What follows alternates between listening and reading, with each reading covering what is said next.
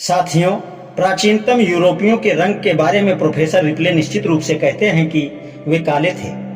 अब तक के अनुसंधान और विविध तथ्यों के निरूपण से यूरोपीय केवल लंबोत्तरे सिर वाले ही नहीं थे, बल्कि वे काले रंग के भी थे।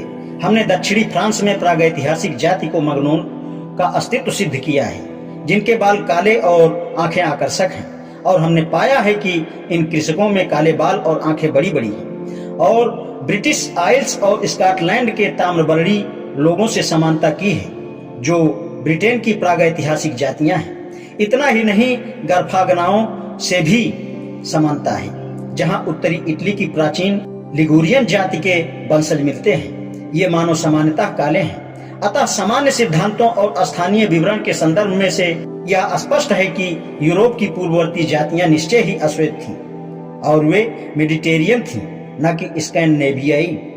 अब वेदों पर आते हैं। संभव है कोई ऐसा उदाहरण मिल जाए जो आर्यों की रंग भेद की नीति का संकेत दे। ऋग्वेद 1:117-8 में प्रसंग है कि अश्विन ने स्याथ्या और रुसती से विवाह किया।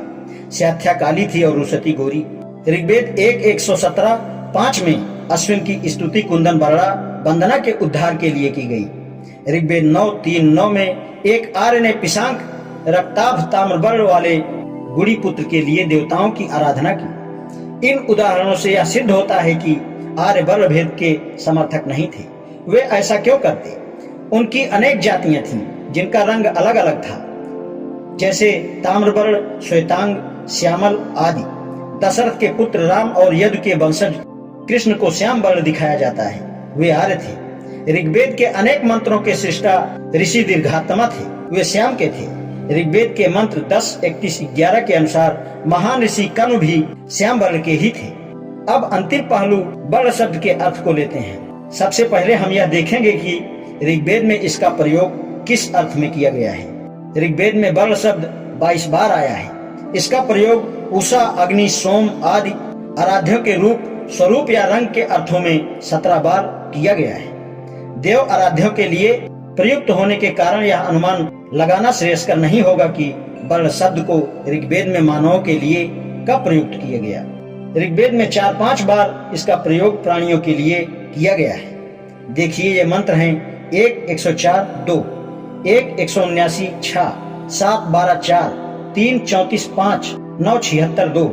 इससे यह प्रकट नहीं होता कि शारीरिक रंग के लिए ऋग्वेद में वर्ण शब्द का प्रयोग किया गया है या नहीं। ऋग्वेद के मंत्र 3:34-5 से संदेह उत्पन्न होता है।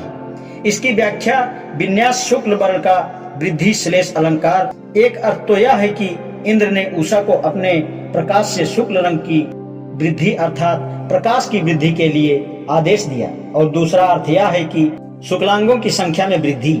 ऋग्वेद के मंत्र 9:17-2 की व्याख्या भी असुर वर्ण निकंदन अपने आप में स्पष्ट नहीं है। यह सूक्त सोम पावनम से संबंधित है। यह बात ध्यान में रखनी होगी कि सोम असुर वर्ण निकंदन के रूप में वर्णित है। यहाँ वर्ण का अर्थ रूप है। पद का दूसरा भाग कहता है, उसने अपने श्यामल या काले आवरण को उतार फेंका और आकर्षक आवरण को धारण किया। यहाँ वर्ण का अर्थ काला रंग होता है। आज इतना ही, शेष कल। धन्यवाद।